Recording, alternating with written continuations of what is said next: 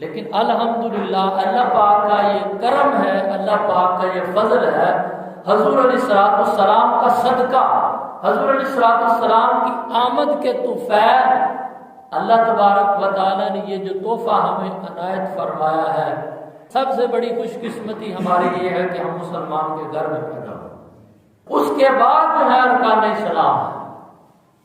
جب بچہ 7 سال کا ہو جاتا ہے، 10 سال کا ہو جاتا ہے، نماز کا حکم آ جاتا ہے۔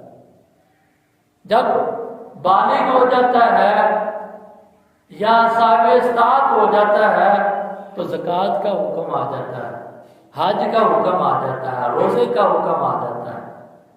پتہ یہ چلا کہ الحمدللہ اللہ پاک نے ہمیں یہ جو نعمتیں عطا فرمائی ہیں، تمام نعمتوں سے بڑھ کر سب سے بڑی نعمت یہ ہے کہ کلمہ پڑھنا۔